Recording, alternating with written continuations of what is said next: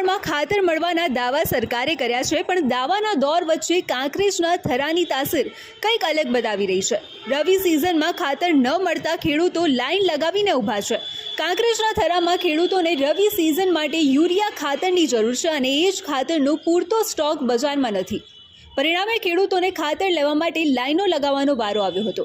Kankrej MLA પણ પત્ર લખીને પૂરતા પ્રમાણમાં ખાતર પૂરી પાડવાની માંગ કરાઈ છે, પણ આખરે ખાતર ન મળતા પુરુષોની સાથે મહિલાઓ લાઈનોમાં જોવા મળી રહી છે। ખાતરને લઈ ખેડૂતોનું નિવેદન પણ સામે આવ્યું છે, ત્યારે આવો સાંભળીએ શું કહી રહ્યો છે જગતનો તાત।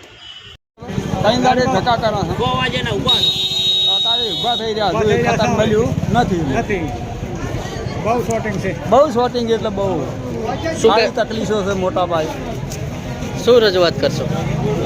અમને થરામાં ખાતર મળવું જોઈએ મને વિનંતી અમે કરીએ છીએ કે ખાતર મળતું નહીં તો ખાતર મળવું જોઈએ। 3 દાડાથી ધક્કા ખાય છે તો ખાતર મળતું નથી, તો અમે આવી સરકાર લાવવા માંગતો હતો। આ ભાજપની સરકાર આવીને અમારે હેરાન થવાનું થયું।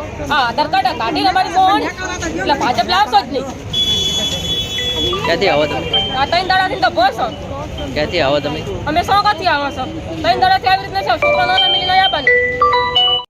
પૂરતા ખાતરની વાત વચ્ચે ખાતરની ઘટ સર્જાતા અનેક સવાલો ઊભા થઈ રહ્યા છે।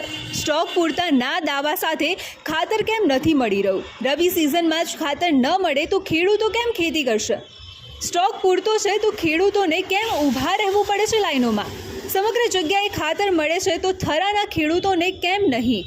દાવા સાચા હોય તંત્રના તો શું ખેડૂતોની માંગ ખોટી છે?